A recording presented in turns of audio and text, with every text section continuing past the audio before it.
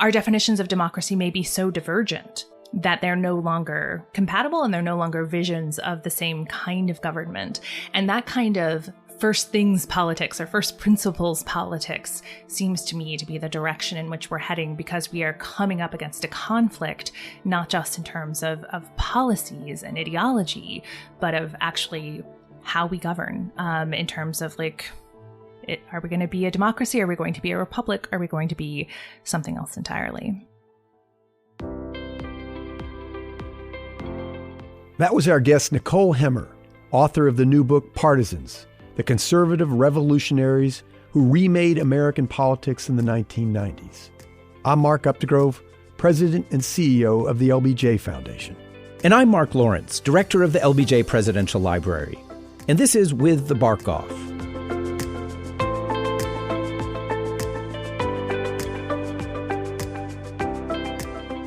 Nicole Hemmer is a political historian and founding director of the Rogers Center for the Study of the Presidency at Vanderbilt University. She's also co-founder of Made by History, a section of the Washington Post that offers historical context and analysis, and she writes regularly for the New York Times, CNN, and Politico. Nikki talked to us about the partisan politicians, personalities, and pundits who began to remake the Republican Party 30 years ago, forging a modern conservative movement that trumped the conservative coalition of Republican icon Ronald Reagan and led to the far-right Trumpism of today's GOP.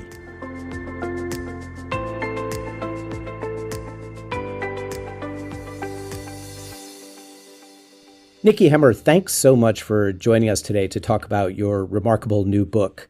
At the beginning of the book, you refer to a puzzle that you intend to examine. What is the puzzle at the heart of the book?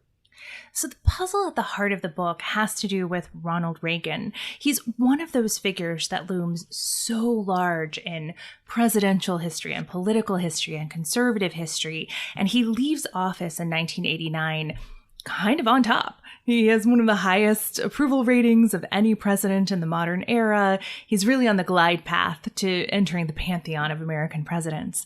But when it comes to the conservative movement, no sooner has he left office than his hold on the party begins to disintegrate. I mean, he's still very much part of the mythology of conservatism. He's still on the glide path toward sainthood in the conservative movement. But the party pretty quickly begins moving away from some of the core tenets of Reaganism, the ideas of optimism and diversity and big tent republicanism and democracy that were so key to the rhetoric and often the politics and policies of the Reagan administration. So I want to quote you, Nikki, from the book and to this end, and this is really the thrust of the book. Almost overnight, the story went, the Republican Party, long a bastion of free markets, traditional morality, anti-communism, and democracy promotion, flipped. In a wink, it became the party of tariffs, Russian autocrats, America first, and xenophobia. And we'll certainly talk about that remarkable transformation, which happens as you say in the book, more rapidly than we would think. I want to go back to what Mark was asking, though, about Reagan. Reagan continues to be this Republican icon. He is as much an embodiment of modern republicanism as any figure I can think of. And yet the Republican Party strayed from him pretty quickly. So why do people still talk so much about Reagan? Why is he still so much a part of the Republican image if he represents, in some ways, a bygone era? He becomes a touchstone for conservatives because of what he represented. He was someone who won in back-to-back landslides. He was someone who remade conservatism as this kind of optimistic and open philosophy and set of political ideas. He represents the ascendance of conservatism in the United States. So I don't think that it's any mystery why conservatives are so attached to him. I think the big mystery is why they didn't continue on the Reagan path. And, you know, one of the things that I point to in the book that was really helpful for me in clarifying some of the reasons why the Reagan mythology lives on without the content of Reaganism is he was fundamentally a Cold War president. His politics and his conservatism were forged in the fires of the Cold War. And when the Cold War ends, the sort of centripetal forces that held conservatism together disappear. And those were the same forces that were propelling Reaganism along. And so, there will still be plenty of Reaganites within the Republican Party going forward, but now they're going to be in competition with post-Reagan, post-Cold War conservatives. And Nikki, why was Reaganism incompatible with that new post-Cold War moment? Why didn't it last longer? I think for a few reasons. One, so many of the assumptions undergirding Reaganism were about the Cold War. He didn't have to make an affirmative case for democracy because that was the context of Cold War politics in the United States. Everyone just agrees on democracy, and how that actually plays out leads to a lot of political competition in the United States. But the idea that you are in favor of democracy and a democracy promoter is part of Cold War politics in the United States. But Reagan also was president at a time when the American population was not just predominantly white, but almost entirely white. It's still something like 85, 87% white when Ronald Reagan is running for president. The demographics of the country change very rapidly by the time you got into the 1990s. And so the kinds of appeals you can make to an almost all white electorate are very different from the kinds of appeals that you make to a more diverse electorate. And there are parts of the Republican Party that are good at adapting to those changes. And there are parts of the party that prefer to fearmonger on those changes.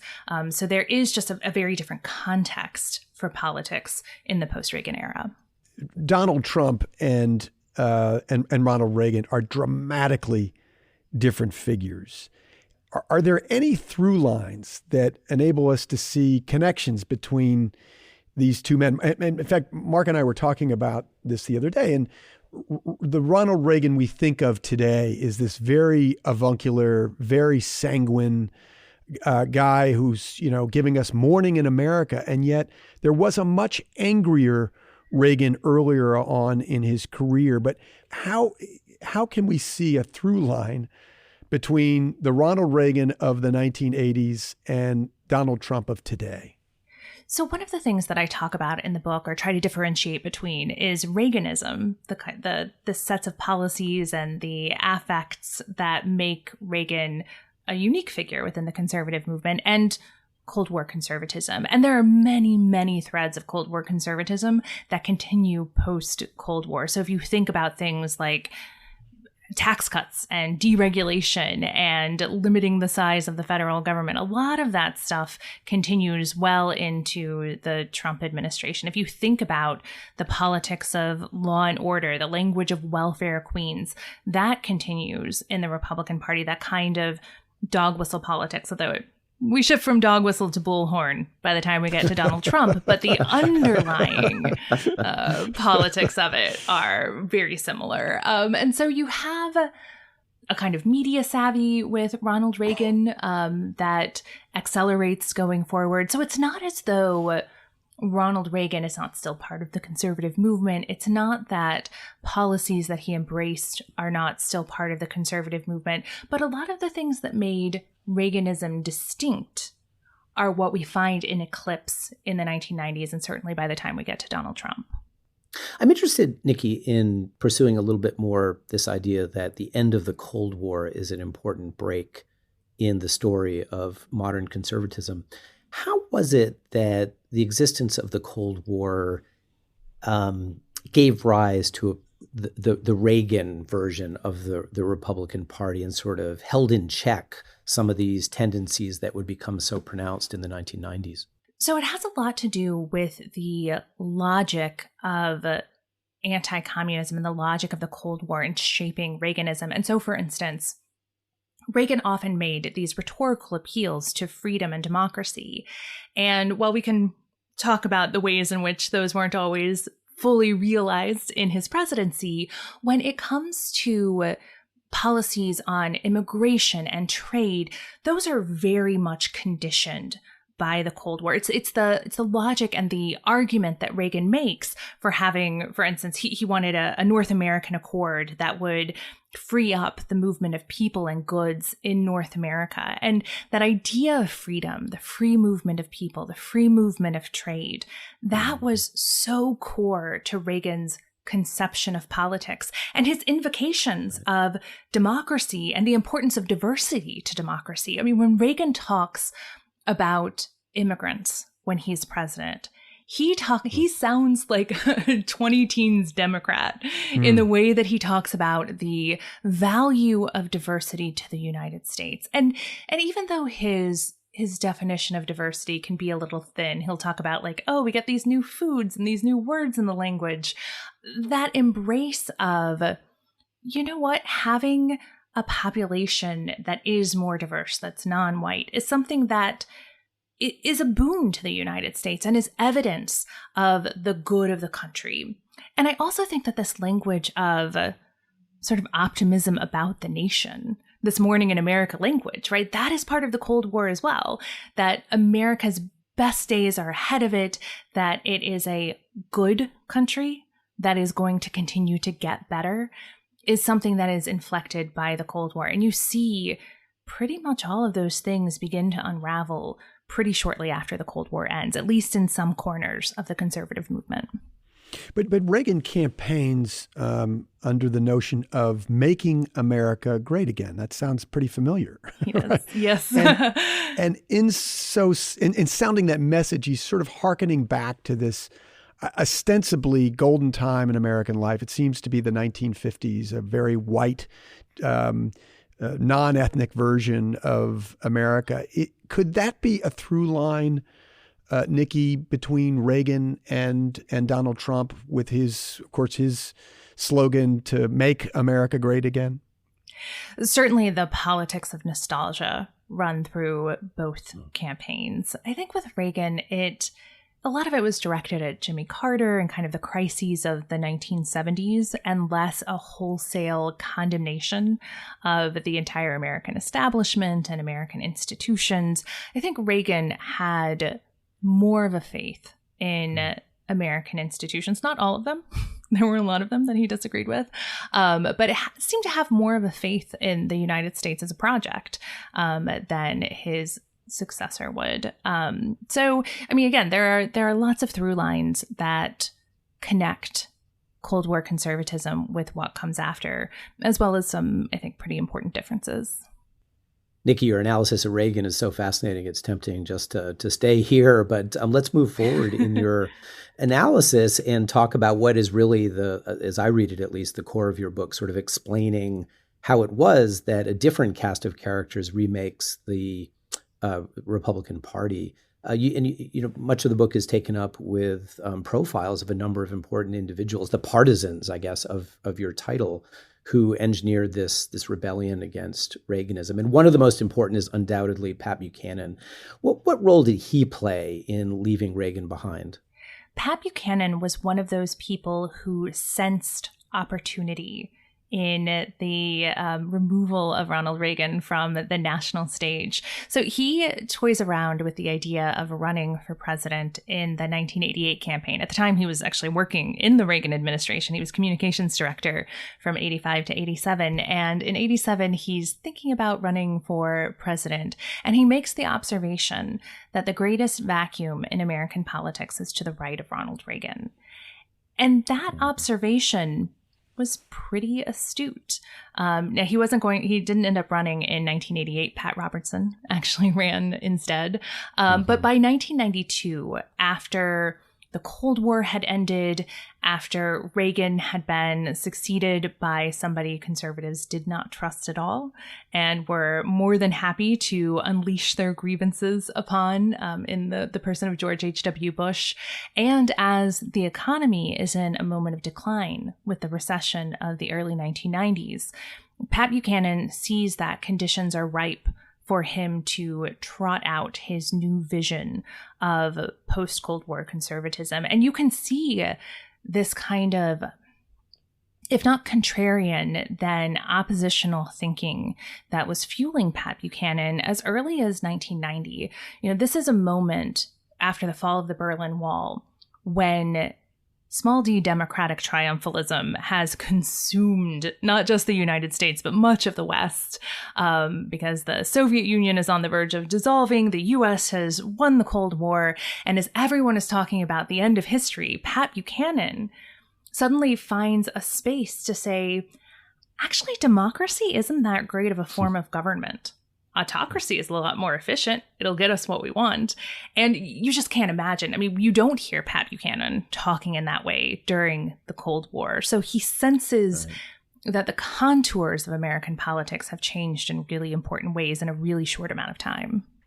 So Nikki, in 1992, Pat Buchanan throws his hat in the ring and challenges George H.W. Bush for the Republican presidential nomination. And while he doesn't succeed in wresting the nomination from Bush, he does get a very high-profile opportunity to address the Republican National Convention in prime time and gives an incredibly fiery speech that is almost antithetical to the kind of kinder, gentler ethos that George H.W. Bush has introduced as informing his administration.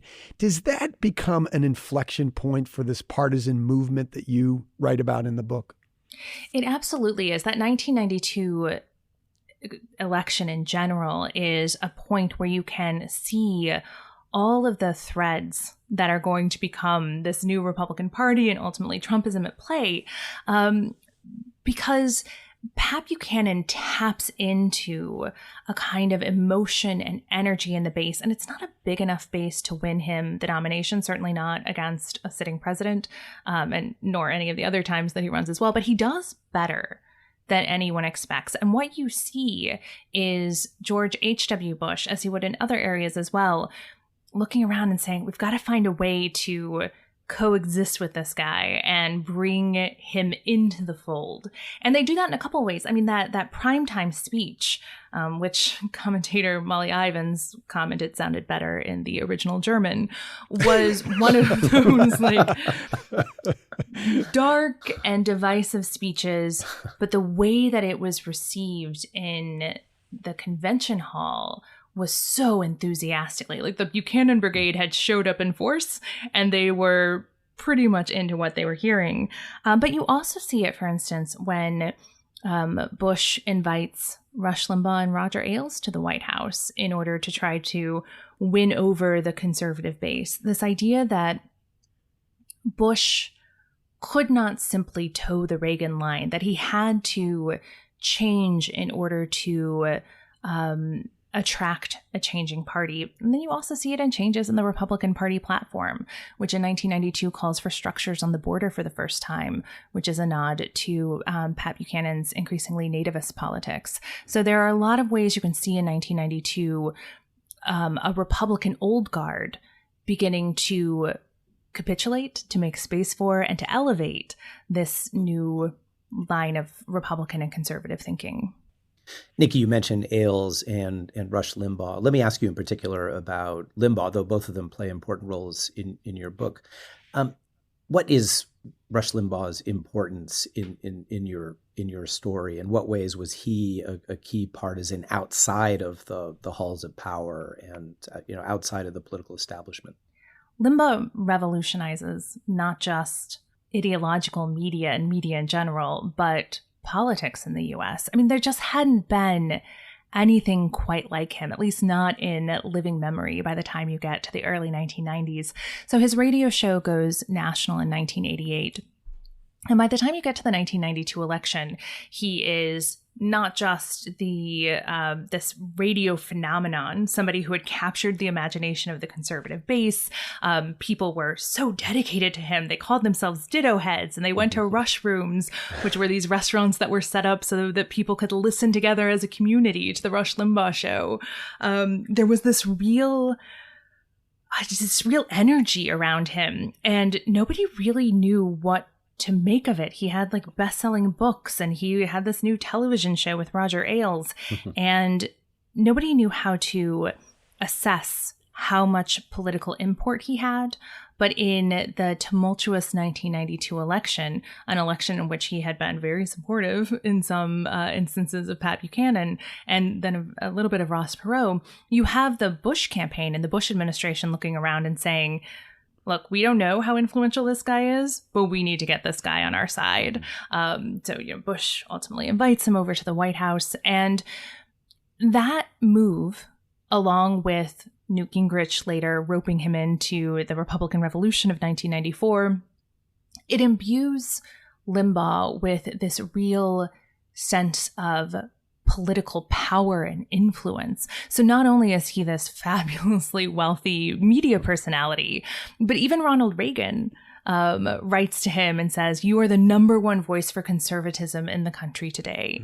And so to have this media figure tapped as the leader of the opposition, as the leader of the conservative movement, it's just a real shift. And it gives Limbaugh a kind of agenda-setting power, and it gives him a kind of influence within both the Republican Party and the conservative movement that would have been impossible to imagine just a few years earlier. Nikki, it's fascinating that Reagan would write that about Rush Limbaugh. Does that suggest that Reagan was, to some level, to some degree, comfortable with the drift of the party? Or how should we understand that note that he sent to Limbaugh?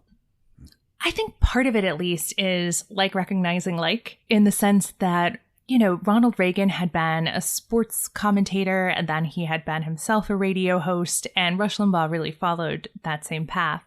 And I think Reagan, too, was trying to make sense of what this new figure meant for conservatism.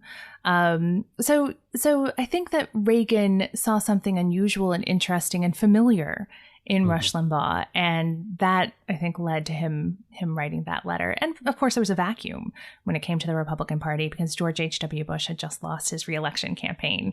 So Reagan sort of swooped in and filled it with his letter. A key question in your book, Nikki, is not only why elites moved on Reagan, but also why so many ordinary people seemed to respond and to rally around figures like Rush Limbaugh and Pat Buchanan.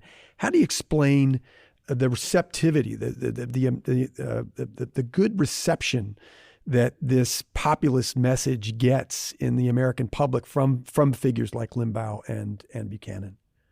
There's an enormous level of frustration in the electorate in the early 1990s. Part of that is people somewhat unmoored by the end of the Cold War, that the thing that had given direction to so much of U.S. foreign policy, that had given meaning to so much of politics had disappeared.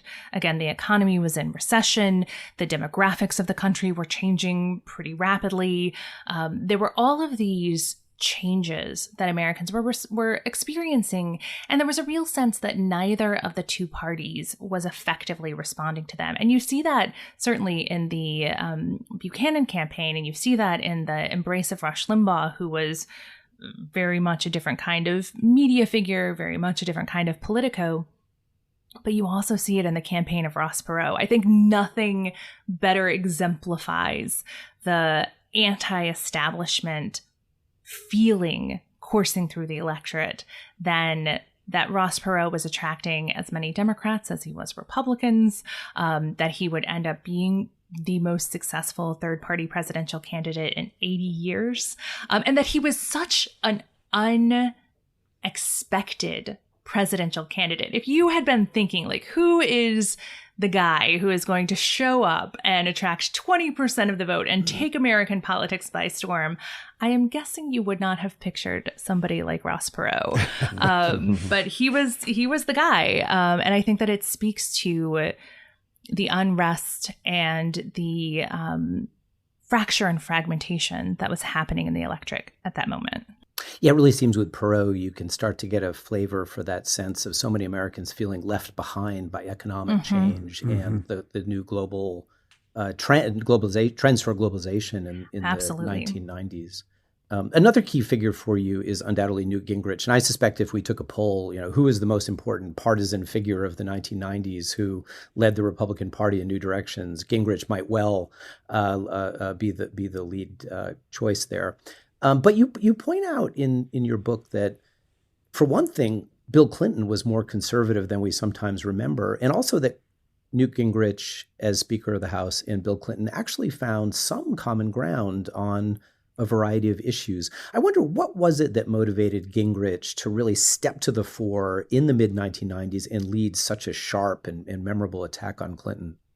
It's fascinating, right? Because if you were living through the time, you would see these moments when Clinton and Gingrich really were kind of on the same page. I think that Clinton was chastened by the 1994 election. He had run as a new Democrat, somebody who was more to the center and somebody who was interested in governing. And even though Gingrich would later become just sort of a triumphant obstructionist in Congress, there were times that he really was interested in figuring out how to govern. I always think about the Contract with America as such an important set of insights into how Gingrich was figuring out politics in the mid-1990s, because that document really was a nonpartisan document. It was a reform-based document. It was meant to attract pro voters. And if you had just been looking at the Contract with America, you would look at that and you would say, oh, this is somebody who has put aside divisive social issues, somebody who is interested in government being more effective and more transparent, and somebody who is really interested in getting things done. And getting things done that are popular and that the American people want. Gingrich wasn't actually entirely interested in all of those things. He was interested in leaving behind a legacy. But the thing that he found to be a real constraint were two things, one caused by him and one caused by outsiders. Gingrich firmly believed that his role as a politician was to polarize the electorate, to make it clear that Republicans were the good guys and Democrats were the bad guys, and to use language and political tactics to heighten the differences between the two parties, and to attack pretty vociferously his Democratic opponents, something that he had been doing in Congress for years at that point. But he also wanted to leave behind a legacy, things like the reform of Social Security, and he was working with Clinton on that. But he was also bound by a Republican caucus that was further to the right than any Republican House caucus ever had been. And there was a group within that called True Believers who constantly forced him to the right and made it impossible for him to actually have the space to strike those deals. And ultimately, Gingrich is forced into a posture where obstruction and investigation and impeachment are the only tools that he has left at his disposal. The tenor in Washington changes, it seems, as a result of the leadership of Newt Gingrich and this contract with America, Nikki. And you write, Republicans grew less tolerant of dissension in the ranks and began to view Democrats not as opponents, but as enemies. How did that come about? How did this, we can go back to halcyon days in Washington and talk about the spirit of bipartisanship, which, existed at some times, but I think we tend to romanticize that. But it seems pretty clear that things change almost irrevocably in the 1990s. Talk about how that came about and why it continues to exist today. So part of it is structural. We're at a point by the 1990s where the parties are more clearly sorted by ideology. Even at that moment that the Democratic Party is tacking to the center and trying to find some common ground with Republicans, there really is less common ground between the two parties because of this ideological sorting that's underway. But also, I think it really matters that you are in a new media environment in the 1990s, one that not only rewards kind of hardline politics with the rise of a variety of different kinds of conservative media. You have talk radio, you have shows like Crossfire on CNN, you have the rise of Fox News in 1996. So you have a media that is more interested in holding conservatives to account. But you also have a media that is far more interested in provocation and entertainment, and that values the kind of hard-hitting rhetoric and even demonization that somebody like Newt Gingrich engages in. And so I do think that there is something that is happening to the incentive structure on the right that is rewarding this more absolutist politics, that is rewarding, essentially an approach to politics that's less about big tent republicanism and more about a phrase that becomes very popular in the 1990s, rhino, Republican in name only, that there has to be a kind of fealty to the ideology and the base that just didn't exist in the same way in the 1980s, or at least couldn't be enforced in the same way in the 1980s. Nikki, one of the fascinating stories that you tell in the course of your book has to do with the fairness doctrine, something that a lot of our listeners might not be familiar with. I know I certainly did not know much about the history of this principle in American media. Talk a little bit, if you would, about the fairness doctrine, what it was, and what happens in the course of your story that really fundamentally changes the role of media in American life. The fairness doctrine was a broadcast regulation that was put in place in the late 1950s that was supposed to make it so that broadcasters had to cover controversial issues, but they had to cover them fairly. So they couldn't just propagandize. They had to give fair coverage to controversial issues. And conservatives initially were pretty turned off by the fairness doctrine. They saw it as the government interfering in free speech. They saw it as a weapon that was used against them by partisans and by radio stations that didn't want to carry their content. And you see in the 1950s and 60s cries of censorship on the right when it comes to the fairness doctrine. This becomes a kind of boogeyman among some conservatives, so much so that when Ronald Reagan becomes president, one of his goals is the elimination of the fairness doctrine, something that ultimately happens in 1987.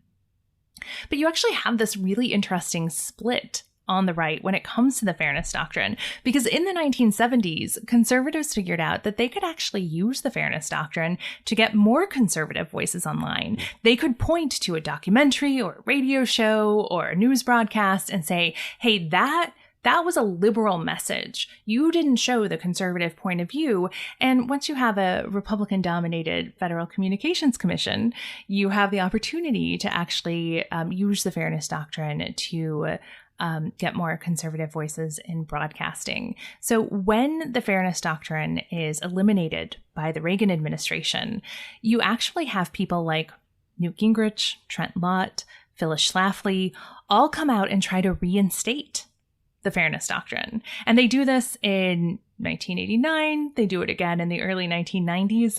It's not until Rush Limbaugh becomes such a juggernaut that conservatives realize, oh, we don't need the fairness doctrine as leverage. We're fine.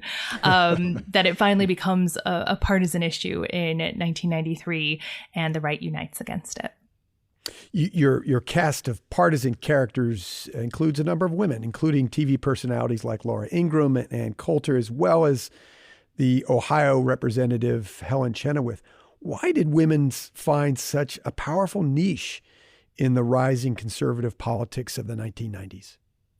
The women on the right are so fascinating in the 1990s because there had certainly been women conservative political activists before. I just mentioned Phyllis Schlafly as somebody who had been the model for a kind of housewife anti-feminism in the 1970s and the 1980s. Women who supported traditional gender roles, who drew on their roles as wives and mothers to make moral claims about politics, even though somebody like Phyllis Schlafly had been a political activist for decades. But she really relied on that image of herself as a mother as a basis for her politics. In the 1990s, that has changed. You have a new generation of women who have benefited from all of the gains of second wave feminism. They're professionals, they're high powered. Women like Helen Chenoweth she was a lobbyist for a while before she became a representative from Idaho. And there really is this sense that these new sort of feminist anti-feminists, these new conservative anti-feminists, they're savvier, they're more mediagenic. They are talking more about issues like gun rights than they are talking about things like religion and family. And these women become really important to a movement that, especially in the mid-1990s, is really centered around a political archetype, the angry white male. Having these kind of angry white females who are a big part of the face of the right in the 1990s actually becomes really effective because it's unexpected. And so people like Ingram and Coulter and Chenoweth really do become really attractive figures and popular figures on the right because they're something different.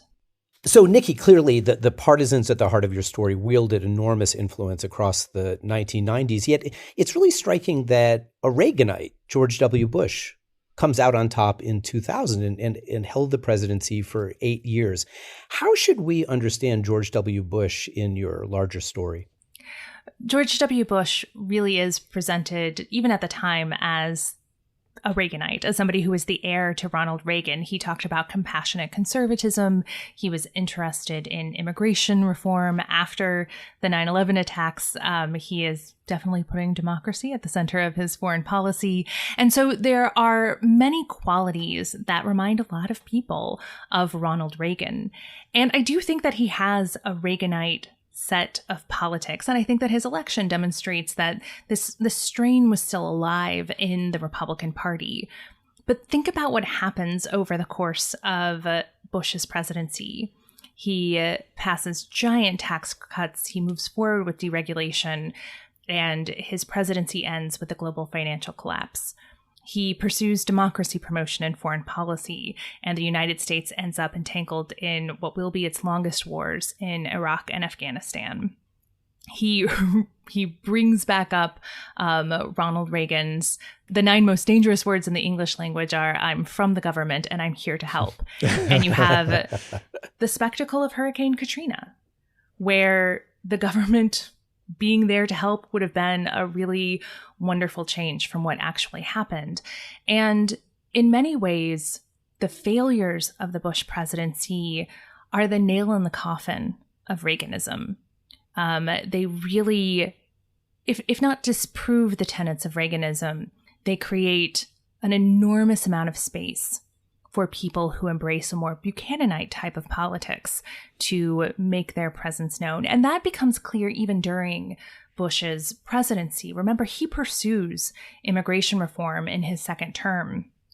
And the reason that fails is not opposition from Democrats. It's that the administration did not anticipate the level of opposition to immigration reform from within the party's own base. And so you see, even in the second term of the Bush administration, that there is real discontent on the right, not only with Bush, but with these Reaganite politics and with the Republican establishment more broadly. You are iconoclastic in showing how much Reagan has faded as an influence in the GOP, despite the fact that he continues to remain an icon. But I wonder what sort of reaction has come from the book so far. Have you gotten backlash from those who still consider Reagan the sort of Republican god, Nikki? Iconoclastic is a very nice way to put it. I think it does really vary depending on when folks sort of came of age politically.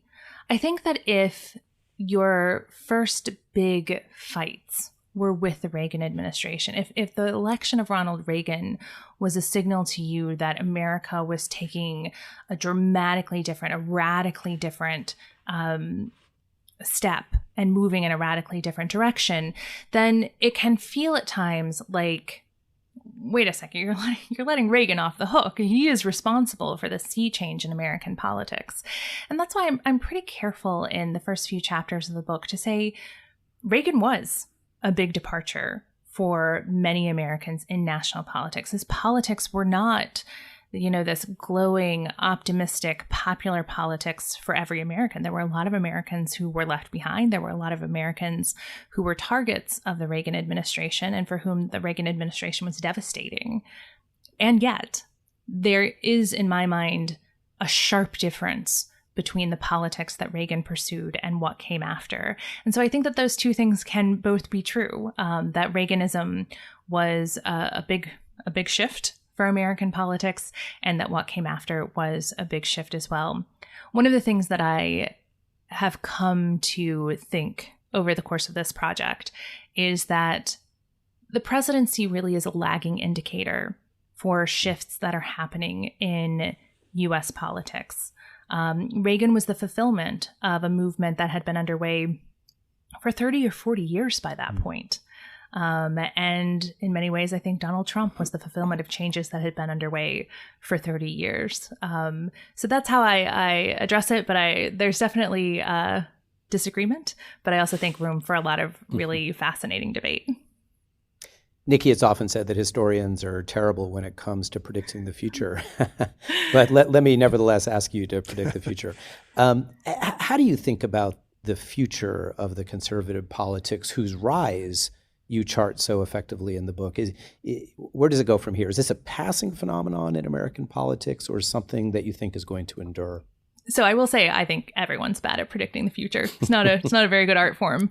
But I do think that the incentive structures that exist today would suggest that the right is going to continue moving in the direction that it has been moving, that the electoral incentives, that the media incentives are all continuing to push the Republican Party in the direction that it's been moving for the last 30 years. I think that has actually moved American politics to, if not a failure point, then a tipping point, where the big debates going forward are not going to be about conservatism versus liberalism. They're going to be about liberalism versus illiberalism.